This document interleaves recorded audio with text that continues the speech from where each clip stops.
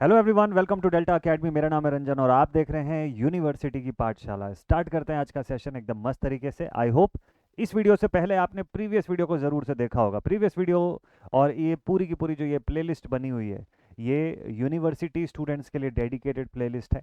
आप किसी भी यूनिवर्सिटी को बिलोंग करते हैं ऑल ओवर इंडिया में, इसके अंदर के सारे कंटेंट्स मेजरली आपके यूनिवर्सिटी सिलेबस से बिल्कुल बढ़िया तरीके से मैच होते हुए रहेंगे। ठीक, तो अब इसी सीरीज में आगे बढ़ते हैं और आज से स्टार्ट करने जा रहे हैं हम लोग अपना अगला module, next module, that is module number 4, magnetic circuits. अगला मॉड्यूल शुरू होने जा रहा है, ध्यान से देखिएगा। आपके यूनिवर्सिटी सिलेबस से जरूर से मैच कर लीजिएगा एक बार कि चीज़ें या सिलेबस जो मैं आपको बता रहा हूँ ये कितना आपके ओवरऑल सिलेबस से मैच होता है। और चलिए हम लोग सबसे पहले तो कंटेंट की बात कर लेते हैं कि इस वीडियो में आपको क्या क्या कंटेंट मिलेगा। तो कंटेंट पे फंडामेंटल ऑफ मैग्नेटिक सर्किट्स हम लोग देखेंगे and then terms used in the magnetic circuit. ये चैप्टर पढ़ना इसलिए भी इंपॉर्टेंट है क्योंकि इसी चैप्टर के बेसिस पे अगला चैप्टर आपसे बनेगा, that is transformer, single phase transformer. इसके बाद का चैप्टर है पांचवा module, that will be single phase transformer. और वो समझ में आए अच्छे से, उसके लिए आपको मैग्नेटिक सर्किट समझ में आना ज़रूरी है। ठीक है, तो दोनों ही लोगों के लिए ये जो वीडियो है ये दोनों ही स्टूडेंट्स के लिए रहेगा यहाँ के ऑनवर्ड्स। चूंकि ये नया चैप्टर है इसलिए मैं बता रहा हूँ उन स्टूडेंट्स के लिए जिनके यूनिवर्सिटी सिलेबस में ये चैप्टर मेंशन्ड है, उनके लिए तो है ही इंपॉर्टेंट। और प्लस जिन स्टूडेंट्स के यूनिवर्सिटी सिलेबस में ट्रांसफॉर्मर मेंशन्ड है, उनके लिए भी ये मैग्नेटिक सर्किट समझना या पढ़ना ज़रूरी है। ठीक है, तो चलिए मस्त तरीके से स्टार्ट करते हैं। आज के इस वीडियो में आपको मिलेगा फंडामेंटल ऑफ मैग्नेटिक सर्किट का concept and then terms used in the magnetic circuit जो है इसको हम लोग डिस्कस करेंगे। ठीक, चलिए लेट अस बिगिन। तो मैग्नेटिक सर्किट जो है हमारा फोर्थ मॉड्यूल, अभी इससे पिछला वाला मॉड्यूल जो था थ्री फेज एसी का हम लोगों ने कंप्लीट किया और अब हम लोग आ गए अपने फोर्थ मॉड्यूल पे। ठीक है, चलिए स्टार्ट करते हैं। तो this is module number 4, magnetic circuits. Magnetic circuits, चलिए ठीक है। तो मैग्नेटिक सर्किट जो है, मैग्नेटिक सर्किट जो चैप्टर है क्या चीज़ों में डील करता है, इस चैप्टर में हम लोग क्या क्या पढ़ेंगे। देखिए, मैग्नेटिक सर्किट में हम लोग जितने भी बेसिक मैग्नेटिक कंसेप्ट जो है उसको देखेंगे। बीएच कर्व के बारे में पढ़ेंगे, eddy current and hysteresis loss के फंडामेंटल से इन दोनों चीज़ों को समझेंगे। मैग्नेटाइजेशन में हम लोग फ्रिंजिंग, मैग्नेटिक लीकेज फ्लक्स इसको देखेंगे। फिर उसके बाद हम लोग मैग्नेटिक के ऊपर बेस्ड सीरीज और पैरेलल के क्वेश्चंस जो है वो सॉल्व करना सीखेंगे। रिलक्टेंस वगैरह का कंसेप्ट तो मैं आपको आज की ही इसी क्लास के अंदर बता दूंगा। ग्रेजुअली इसके बाद हम लोग सेल्फ एंड म्यूचुअल इंडक्टेंस पढ़ेंगे। डॉट कपलिंग, डॉट कोफिशिएंट जो है वो इसके अंदर मैं आपको बताऊंगा।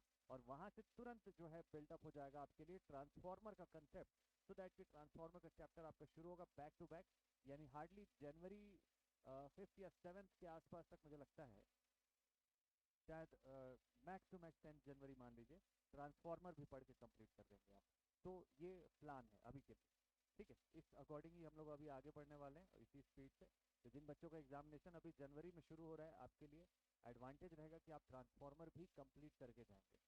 चलिए ठीक, तो मैग्नेटिक सर्किट स्टार्ट करते हैं। और मैग्नेटिक सर्किट का सबसे पहले तो बेसिक समझ लीजिएगा, मैग्नेटिक सर्किट बोलते किसको हैं। सर्किट यानी कि कोई भी एक क्लोज्ड पाथ जिसके थ्रू जिसके थ्रू क्या होता है, हम सप्लाई भेज सकते हैं, किसी भी प्रकार की सप्लाई जो है उसको प्रोवाइड कर सकते हैं। ठीक, तो यहाँ पर इलेक्ट्रिक करंट की बात नहीं होगी, यहाँ पर अब सारी चीज़ें मैग्नेटिक क्वांटिटीज के फॉर्म में होंगी। लेकिन एक और बात ध्यान रखिएगा कि जितनी मैग्नेटिक क्वांटिटीज मैं आपको बताऊंगा, उन सभी मैग्नेटिक क्वांटिटीज के साथ उनकी एनालॉजी बताऊंगा इलेक्ट्रिकल के टर्म में। इससे क्वेश्चन आता है आपके पेपर में। ठीक है, चलिए स्टार्ट करते हैं। तो दोज इलेक्ट्रिकल सर्किट, दो इलेक्ट्रिकल की जगह मैग्नेटिक कर लीजिएगा क्योंकि ऑब्वियसली हम लोग मैग्नेटिक सर्किट पढ़ रहे हैं। तो दोज सर्किट और क्लोज्ड पाथ और क्लोज पाथ formed by, है ना, those circuits or closed path formed by the magnetic material, the magnetic material through which through which the magnetic flux through which the magnetic flux can be transferred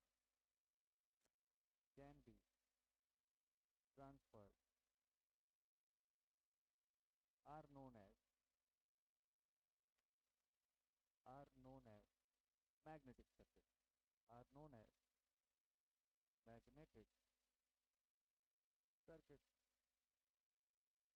ठीक है, तो magnetic circuit आप समझ गए, कोई भी क्लोज्ड पाथ हो सकता है जो मैग्नेटिक मटेरियल से बना हो। तो जब मैग्नेटिक मटेरियल की हम लोग बात करते हैं तो ऐसे किसी मटेरियल की बात करते हैं जो एक्सटर्नल मैग्नेटिक फील्ड पर बाकायदे फील्ड के डायरेक्शन पर रिस्पॉन्ड करे। अब मैग्नेटिज्म के बारे में थोड़ा सा मैं आपको बता देता हूँ, जस्ट बेसिक, क्योंकि आपकी यूनिवर्सिटी में मैग्नेटिज्म का या इलेक्ट्रोमैग्नेटिज्म का ज़्यादा फंडामेंटल नहीं आता है क्वेश्चन में बेसिक इलेक्ट्रिकल के भीतर, लेकिन मैग्नेटिक सर्किट का फंडामेंटल आता है। तो मैग्नेटिज्म के कंसेप्ट को आप समझते हैं कि जब जब इलेक्ट्रॉन का मोशन होता है तो इलेक्ट्रॉन की स्पिन की वजह से क्या होता है कि मैग्नेटिक फील्ड क्रिएट करता है। जितने ज़्यादा अनपेयर्ड इलेक्ट्रॉन होंगे किसी भी एटम के, उतना ही ज़्यादा अच्छा मैग्नेटिक फील्ड क्रिएट होगा। जब पेयर्ड इलेक्ट्रॉन होंगे तो फील्ड न्यूट्रल हो जाएगा वहाँ पे, ठीक है, नेट फील्ड जो है वो जीरो तक हो सकता है। लेकिन जब अनपेयर्ड इलेक्ट्रॉन की संख्या बढ़नी शुरू हो जाती है तो उसके स्पिन की वजह से एक मैग्नेटिक फील्ड क्रिएट होता है। यही मैग्नेटिक फील्ड जो होता है अपने आसपास के मटेरियल्स पर जिस तरीके से इंटरैक्ट करता है, उसके हिसाब से हम मैग्नेटिक सर्किट का कंसेप्ट समझते हैं। ठीक है, तो अब यहाँ पर अगर बात करें कि मैग्नेटिक सर्किट होती क्या है, मैग्नेटिक सर्किट इलेक्ट्रिकल सर्किट जैसा दिख सकता है क्या, क्या ऐसे कोई ऐसे मटेरियल रेजिस्टेंस की तरह ऐसा कुछ दिखाई देता है क्या? तो ऐसा कुछ नहीं है। मैग्नेटिक सर्किट जो है इस तरीके का ऐसा आप रिप्रेजेंटेशन नहीं बनाते हैं। मैग्नेटिक सर्किट नॉर्मली ऐसा कुछ हो सकता है। देखिए, अगर एक ऐसा रिंग है तो ये भी एक मैग्नेटिक सर्किट कहा जा सकता है इसको भी। ठीक है, और नॉर्मली हम पूरी बातें इलेक्ट्रोमैग्नेट के सेंस में करेंगे। तो आप ये देखिएगा कि अगर ऐसा कोई रिंग है और इस पर ऐसा मैंने कुछ number of turns of conductors लगा रखे हैं, तो ये भी एक मैग्नेटिक सर्किट बनेगा। मान लीजिए मैं यहाँ पे करंट भेज रहा हूँ।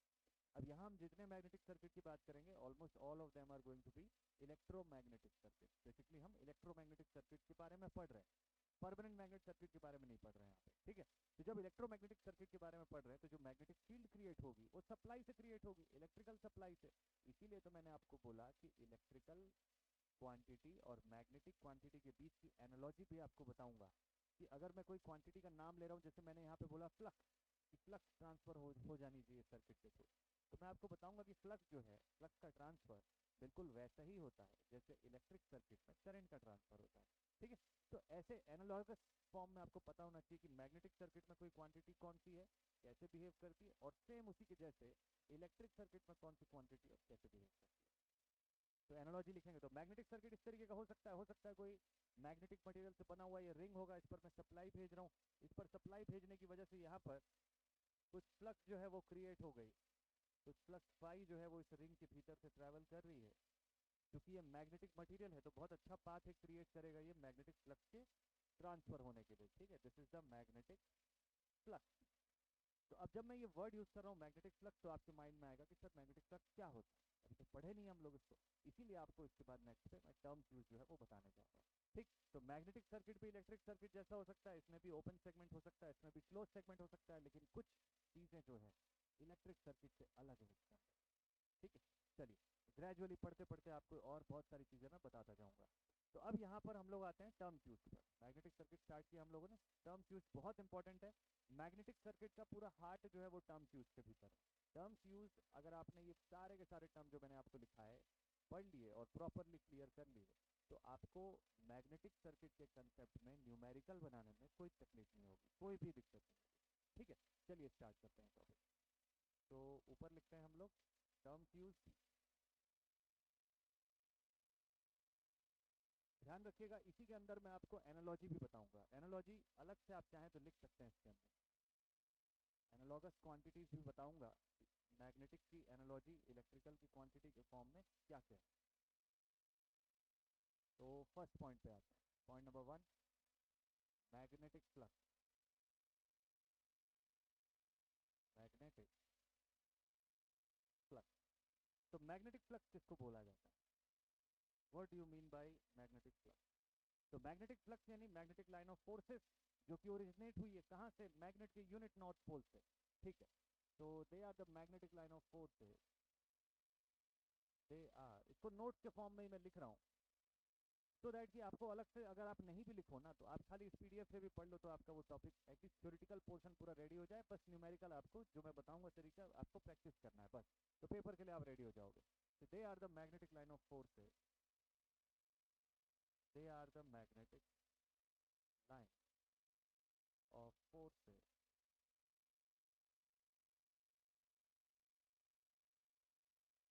which are originated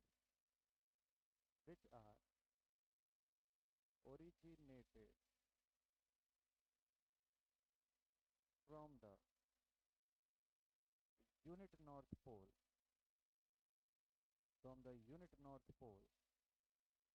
of a magnet of a magnet. ठीक, magnetic line of forces originated from the unit north pole of a magnet. ठीक, किससे डिनोट करते हैं इसको? Denoted by, it is denoted by capital phi. और इसकी unit क्या होती है? इसकी यूनिट होती है वेबर. इसकी यूनिट होती है क्या? इसकी यूनिट होती है वेबर. वेबर में इसको डिनोट किया जाता है, डिनोटेड विद कैपिटल फाई. और इसको अगर आप वेबर को भी समझना चाहो कि एक वेबर में कितनी लाइन ऑफ फोर्सेस होती है, तो आप लिखेंगे 1 weber is equal to 10⁸ lines of forces और मैक्सवेल. वैसे अगर आप एजे एग्जामिनेशन के लिए पढ़ रहे होते तो मैं इसमें आपको और डिटेल में थोड़ा बताता कि मैक्सवेल को भी कैसे डिफाइन करते हैं, बट आपको यूनिवर्सिटी एग्जामिनेशन में मैक्सवेल के आगे नहीं पूछेगा. ठीक है, तो इतना आप अगर जानते हैं तो सफिशिएंट है कि एक वेबर का फ्लक्स अगर बोल रहा है कोई, तो इसका मतलब उसमें 10⁸ मैग्नेटिक लाइन ऑफ फोर्सेस या मैक्सवेल जो होंगी वो अवेलेबल होंगी. अच्छा, इसकी एनालॉजी देख लीजिए किसके साथ है. It is analogous to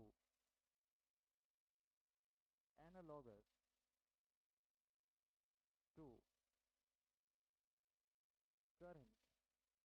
It is analogous to current in electric circuit.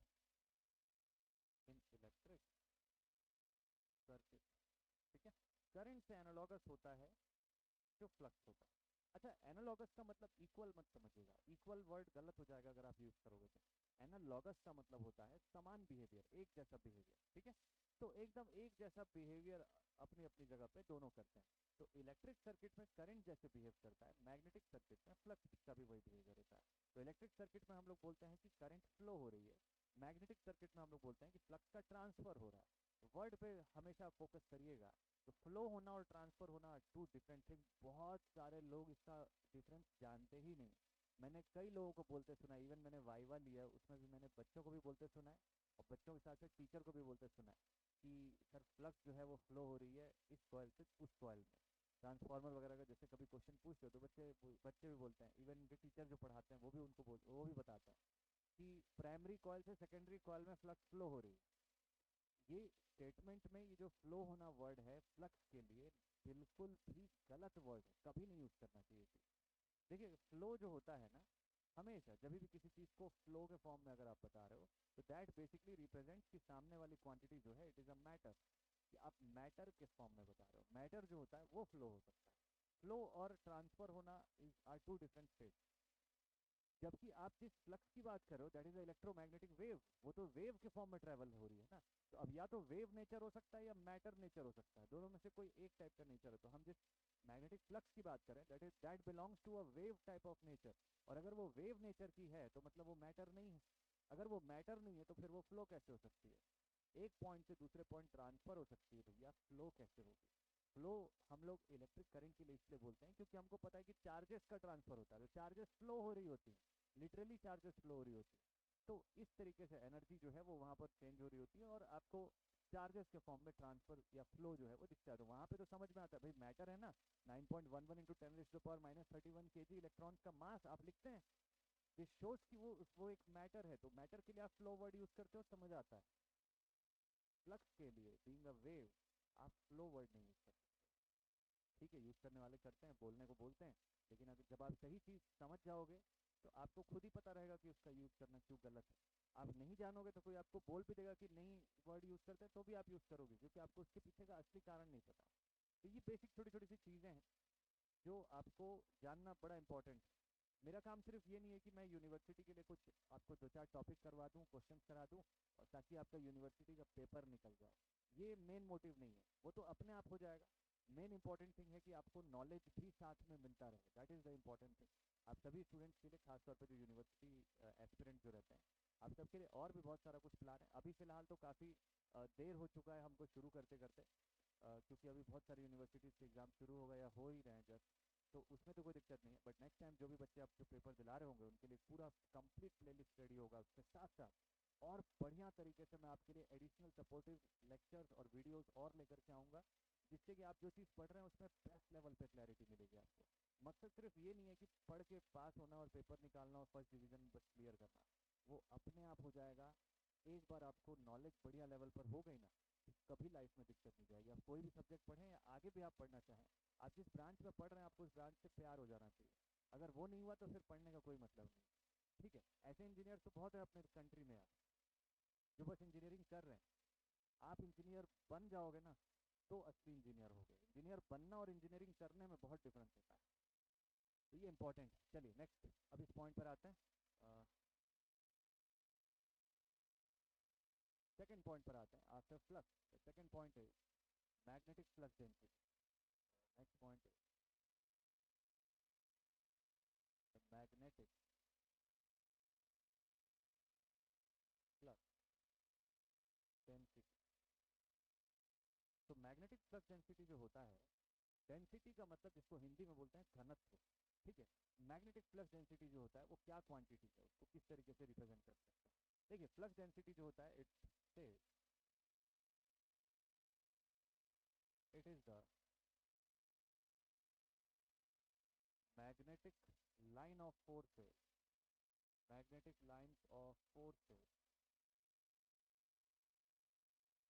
Magnetic lines of forces available per unit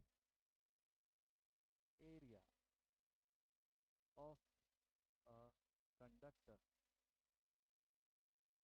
of a conductor or material, or a material. Magnetic flux density को किससे denote करते हैं? It is denoted with capital B and is given as flux per unit area. तो इससे इसकी unit क्या बन जाती है? इसकी यूनिट हो जाती है फ्लक्स मतलब वेबर पर स्क्वायर मीटर, एरिया के होने की वजह से। ठीक है, या फिर इसी को हम लोग एक और टर्म पर लिखते हैं which is known as Tesla.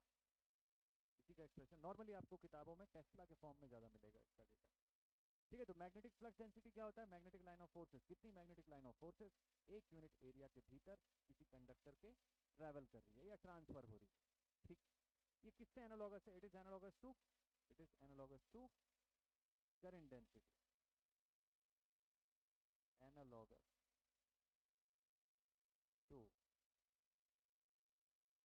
Current density, electric current density J which is equal to I upon K।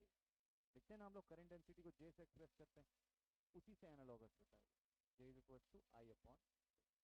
ठीक है, तो ये हो गया आपका मैग्नेटिक फ्लक्स डेंसिटी। देन उसके बाद ये एनालॉगस हो गया करंट डेंसिटी से। अगले पॉइंट पर आते हैं हम लोग। Let us take the third point. ये हमारा तीसरा पॉइंट यहाँ से आता है,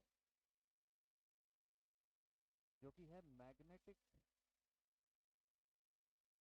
magnetic field intensity. Magnetic field intensity, magnetic field की तीव्रता जो इलेक्ट्रिक इंटेंसिटी से, इलेक्ट्रिक फील्ड इंटेंसिटी से एनालॉगस होती है। ये बात आप समझ गए होंगे। बट मैग्नेटिक फील्ड इंटेंसिटी को कैसे डिफाइन करेंगे, ध्यान से देखिएगा। इसके डेफिनेशन में लिखता हूँ, फिर आपको इसका स्टेटमेंट जो है वो समझाता हूँ कि क्या होता है। तो it is the force experience, it is a force experience by a material या magnetic material place near the unit north pole, near the unit north pole, placed near the unit north pole of a magnet, of a magnet। इसको किससे denote करते हैं हम लोग? It is denoted with capital H and is given as N I upon L. इसको denote करते हैं capital H से and it is given as N I upon L. What is N, what is I, what is L? देखिए यहाँ पे n जो होता है that is the number of conductor turn, I जो होता है this is supply current, supply current, और L जो होता है दिस इज ऑफ कंडक्टर, किसमें, metre, length of conductor metre में, सप्लाई करंट एम्पियर में, और नंबर ऑफ कंडक्टर एन, के लिए कोई ऐसा सेपरेट अलग से यूनिट नहीं है। ठीक है, तो H is equal to N I upon L, इस फॉर्म में इसको रिप्रेजेंट कर सकते हैं। और इसकी यूनिट क्या बनती है फिर इस हिसाब से, इसकी यूनिट होती है, इसकी यूनिट हम लोग लिखते हैं एम्पियर टर्न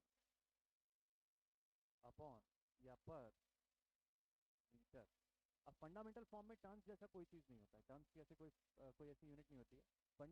फंडामेंटल यूनिट पर आप जाओगे तो सिर्फ एम्पियर और मीटर दिखाई देगा आपको, इसीलिए इसकी यूनिट को दो फॉर्म में लिखते हैं, कभी इसको 80 पर मीटर भी लिखते हैं या फिर एम्पियर पर मीटर भी इसको लिखा जाता है। ठीक है, दोनों ही अपनी अपनी जगह पे सही है, इसमें से किसी को भी गलत मत टिक कर दीजिएगा, all are right, they are all equally correct. Ampere turns per metre भी बोल सकते हो, एम्पियर पर मीटर भी बोल सकते हो आप इसको। ठीक है, दोनों फॉर्म में लिख सकते हो। Magnetic field intensity, magnetic field intensity which is analogous to electric field intensity, लिख लीजिए इस पॉइंट को भी। तो it is analogous to, analogous to electric field intensity, electric field intensity. ठीक है, एनालॉजी लिखते जाना बड़ा जरूरी है। आखिरी में आपको मैं कारण बताऊंगा कि क्यों। यहां तक पहुंच गए हम लोग, this was our which point, fourth point, third point. Okay, तो after the magnetic field intensity, अच्छा मैग्नेटिक फील्ड इंटेंसिटी मैं आपको बताता हूँ कि होता क्या है, पहले इसको समझ लेते हैं। देखिए, लेट अस सपोज आपके पास एक बार मैग्नेट, थोड़ी देर के लिए अज्यूम कर लेते हैं कि हमारे पास एक बार मैग्नेट है। तो बार मैग्नेट है तो कुछ ऐसा दिख रहा होगा, लेट अस सपोज हमारे पास ऐसा कोई बार है। ठीक है, यहाँ पर इसका नॉर्थ, यहाँ सपोज कर लीजिए हो गया साउथ। तो जब आप मैग्नेटिक फील्ड की बात करोगे तो मैग्नेटिक लाइन ऑफ फोर्सेस कहाँ से कहाँ जा रही होंगी, भाई मैग्नेटिक लाइन ऑफ फोर्सेस आप देखेंगे ना, नॉर्थ से साउथ की डायरेक्शन में जाएंगी, तो अंडरस्टूड है। डोमेन्स का जो अलाइनमेंट होता है उसके हिसाब से आप देखेंगे तो magnetic line of forces north से साउथ के डायरेक्शन में ऐसे ट्रैवल कर रही है। ठीक है, यहाँ तक समझ आ गई। तो अगर ये चीज है,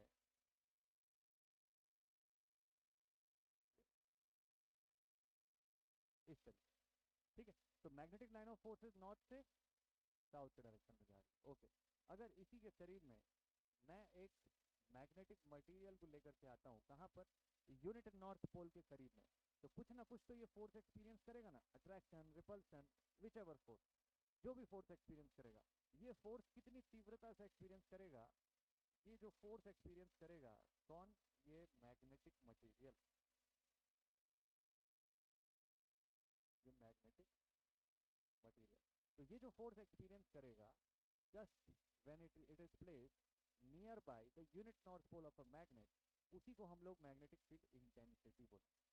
तो मैग्नेटिक फील्ड इंटेंसिटी जो होती है, कभी भी परमानेंट मैग्नेट के केस में एन आई अपॉन एल मत लिखिएगा। For the case of permanent magnet it is having a fixed value of intensity, इसकी तीव्रता फिक्स रहती है, इसको बदलते नहीं हो आप, वो नहीं बदल सकते। इसको नंबर ऑफ टर्न से, सप्लाई करंट से या लेंथ ऑफ कंडक्टर से कोई लेना देना नहीं है।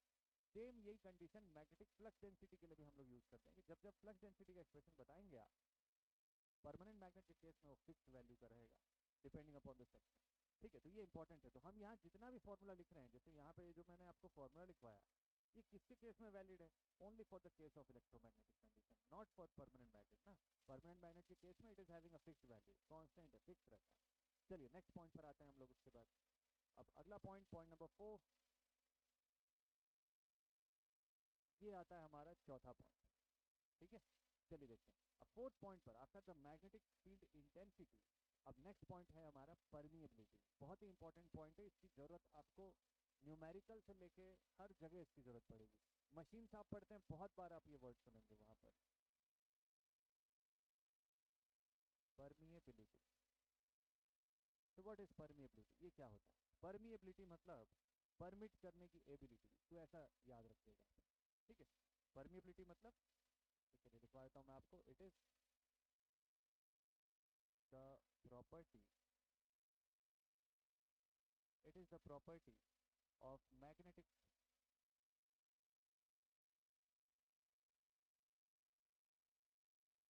it is the property of magnetic material to conduct forces, the magnetic line of forces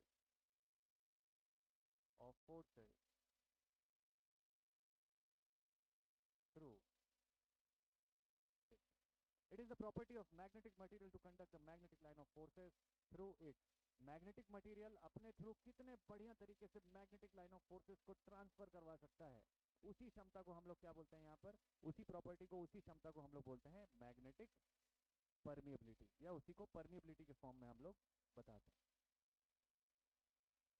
ठीक है, तो मैग्नेटिक परमिएबिलिटी के बारे में हमको समझ में आ गया कि मैग्नेटिक परमिएबिलिटी जो है किसी मटेरियल की, वो उस प्रॉपर्टी की बात करता है कि वो कितने बढ़िया से अपने थ्रू कंडक्ट करेगा। ओके, ठीक है। तो परमिएबिलिटी का एक्सप्रेशन क्या होता है, परमिएबिलिटी को किससे हम लोग डिनोट करते हैं, it is denoted by mu and is given as mu naught into mu one, ये इसका एक्सप्रेशन रहता है। ठीक है, परमिएबिलिटी का एक्सप्रेशन म्यू से डिनोट किया, mu naught into mu r के फॉर्म में इसको रिप्रेजेंट करते हैं। तो यहाँ पर म्यू नॉट और म्यू आर क्या होता है, म्यू नॉट जो होता है this is known as the absolute permeability, absolute permeability, या परमिएबिलिटी ऑफ वैक्यूम भी इसको बोल सकते हैं, परमिएबिलिटी ऑफ फ्री स्पेस जो है वो भी इसको बोलते हैं। और इसका एक्सप्रेशन, इसकी वैल्यू होती है 4 pi into 10⁻⁻⁷ Henry per metre, इसकी यूनिट रहती है। ठीक है, कोई आपसे पूछेगा इसकी यूनिट कितनी होती है, यूनिट क्या होती है, तो आप बता सकते हैं। ठीक है, this is what, this is the absolute permeability. दूसरा जो होता है सेकंड, वो होता है mu r, which is the relative permeability, which is the relative permeability, of medium. Medium मतलब कि जिस माध्यम से आप मैग्नेटिक फील्ड को या मैग्नेटिक लाइन ऑफ फोर्सेस को भेज रहे हैं, वो माध्यम कितना बढ़िया तरीके से कंडक्ट कर सकता है, उसकी भी तो एक फिक्स वैल्यू होगी ना, कि इतनी इसकी रिलेटिव परमेबिलिटी है। तो इसकी जब रिलेटिव परमेबिलिटी आप बताओगे म्यू आर की वैल्यू, तो ये मटेरियल टू मटेरियल वेरी करती है, किसी भी मटेरियल के लिए कांस्टेंट हो सकती है डिपेंडिंग अपॉन इट्स कंपोजिशन, लेकिन हर मटेरियल की अलग अलग होगी। कॉपर का कंडक्टर है कुछ और होगा, आयरन का कंडक्टर है कुछ और होगा, आयरन ऑक्साइड का कंडक्टर है कुछ अलग होगा, हो सकता है। ठीक है, तो ये relative permeability of medium very करता है। हालांकि एक क्वांटिटी के बारे में मैं आपको लिखवा देता हूँ कि म्यू आर की वैल्यू इक्वल टू 1 होती है for air and vacuum. Air हो या वैक्यूम का कंडीशन हो, for both the cases the value of mu r is equal to 1। बाकी मटेरियल पे डिपेंड करता है। तो जितना अच्छा म्यू आर होगा मटेरियल, उतना बढ़िया तरीके का कंडक्टर होगा, उतना मस्त तरीके से वो मैग्नेटिक लाइन ऑफ फोर्सेस को ट्रैवल करवा सकता है। जितना खराब म्यू आर होगा, म्यू आर की वैल्यू जितनी छोटी होगी, आपका जो कंडक्टर है, जो मटेरियल है, उतना poor conductor of magnetic field होगा। ठीक है, अच्छा, तो फिर इसकी एनालॉजी किससे बनेगी, सोच के बताइए। इट इज एनालॉगस टू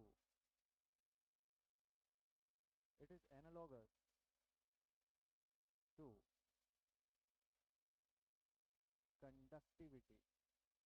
याद है ना, कंडक्टिविटी को सिग्मा से आप शो कर सकते हो in electric circuit. It is analogous to what, it is analogous to conductivity in the electrical circuit. Analogy लिखना बहुत जरूरी है। तो इसकी फाइनल यूनिट क्या होती है, अच्छा म्यू आर की कोई यूनिट मैंने नहीं लिखा है आपको, म्यू आर की कोई यूनिट होती है क्या, कोई भी यूनिट नहीं होती है। It is a dimensionless quantity, ध्यान रखिएगा, this is a dimensionless quantity. Okay, mu naught की यूनिट होती है that is henry per metre, और म्यू का expression finally mu naught into mu r के फॉर्म में लिखते हैं। चलिए नेक्स्ट पॉइंट पर आते हैं हम लोग इसी के साथ। तो पॉइंट नंबर 5, पांचवा पॉइंट, फिफ्थ पॉइंट लिखिएगा, रिलक्टेंस। तो अभी तक आपने रेजिस्टेंस पढ़ा, रिएक्टेंस पढ़ा, इंपेडेंस पढ़ा, अब आप रिलक्टेंस पढ़िए मैग्नेटिक सर्किट में। अच्छा, ये सुन के कैसा लग रहा है आपको, रेजिस्टेंस जैसा लग रहा है ना, थोड़ा थोड़ा वर्किंग भी वही और एनालॉजी भी उसी से। ये अपोजिशन ऑफर जो करता है मैग्नेटिक सर्किट में, लेकिन अब देखिए मैग्नेटिक सर्किट में इलेक्ट्रॉन्स तो नहीं फ्लो हो रहा है, इलेक्ट्रॉन्स के फ्लो का हिसाब तो नहीं है ना, तो फिर इलेक्ट्रोमैग्नेटिक वेव्स का ट्रांसफर हो रहा है। तो रिलक्टेंस क्या चीज को अपोज करेगा, रिलक्टेंस अपोजिशन ऑफर करेगा, यानी मटेरियल की वो प्रॉपर्टी जिसकी वजह से वो अपने अंदर से या अपने through magnetic line of forces को ट्रैवल करने से रोकता है या अपोज करता है, उस प्रॉपर्टी को रिलक्टेंस बोलते हैं। ठीक, समझ गए इस पॉइंट को, चलिए तुरंत देखते हैं। तो it is the property the property of the magnetic material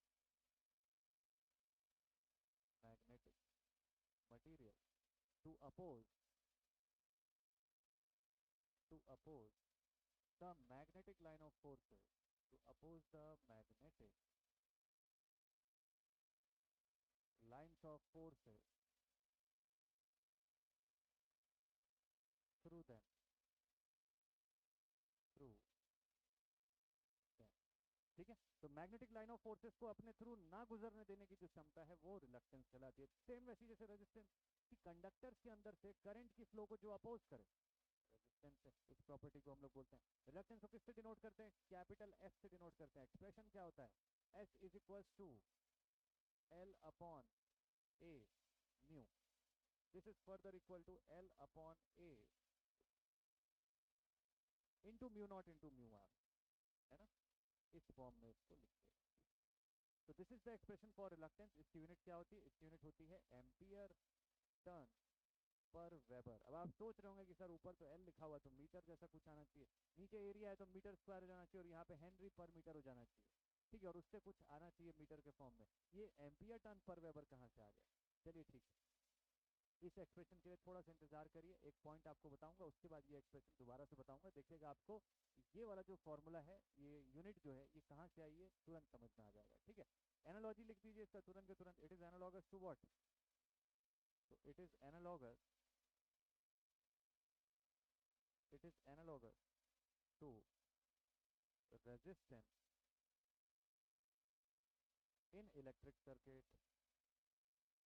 resistance in electric circuit, ठीक है। इलेक्ट्रिक सर्किट में रेजिस्टेंस का जो काम है, मैग्नेटिक सर्किट में रिलक्टेंस भी वही करता है। आप जब मशीन पढ़ते हैं तो इसमें हमेशा पढ़ते हैं कि मशीन के लिए, स्टेटर के लिए मैग्नेटिक फील्ड को ट्रांसफर करने के लिए हमेशा जिस पाथ को सेलेक्ट करते हैं, that is always a low reluctance path. High permeability का मैग्नेटिक मटेरियल यूज करते हैं। ये सब शब्द आप, ये सब वर्ड्स आप सुनते होंगे। ट्रांसफॉर्मर के डिजाइन में आपको बार बार ये बोला जाता है कि हाई परमिएबिलिटी लो रिलक्टेंस का कोर बनाना है। क्यों ऐसा लिखते हैं? क्योंकि रिलक्टेंस का मतलब अपोजिशन, कि वो मैग्नेटिक फ्लक्स को अपने थ्रू नहीं गुजरने देगा अगर उसकी रिलक्टेंस ज्यादा है तो। और अगर मैग्नेटिक फ्लक्स को अपने थ्रू नहीं गुजरने देगा तो इन दैट केस आपका ट्रांसफॉर्मर सेकेंडरी साइड पे ईएमएफ कहां से बना पाएगा? सोचिएगा, मैग्नेटिक लाइन ऑफ फोर्सेज या मैग्नेटिक फ्लक्स जो है, जब वो सेकेंडरी पॉइंट पे पहुंचेगी, वहां से नंबर ऑफ टर्न से जब वो कट होगी या लिंक होगी, एसोसिएट होगी, तब जाके तो Faraday's law of electromagnetic induction follow होगा ना, तब जाके तो सेकेंडरी ईएमएफ बनेगा। इससे पहले कहां से सेकेंडरी ईएमएफ बनेगा? चलिए ठीक है, समझ गए इस पॉइंट को। रिलक्टेंस के बाद नेक्स्ट पॉइंट पर आते हैं हम लोग, और अगला जो पॉइंट है हमारा, किस पॉइंट पे आ गए क्या हम लोग? अच्छा, पांचवें पॉइंट के बाद अब हम लोग आते हैं पॉइंट नंबर 6 पर। तो this is our 6th point after reluctance. छठा पॉइंट है मैग्नेटिक परमियंस। मैग्नेटिक परमियंस, ठीक है। तो मैग्नेटिक परमियंस बिल्कुल वैसे ही होता है जैसे इलेक्ट्रिक सर्किट में कंडक्टेंस होता है। सर्किट में, इलेक्ट्रिक सर्किट में कंडक्टेंस क्या करता है, कैसा होता है? It is the reciprocal of resistance. यहाँ परमियंस भी वही है, it is the reciprocal, it is the reciprocal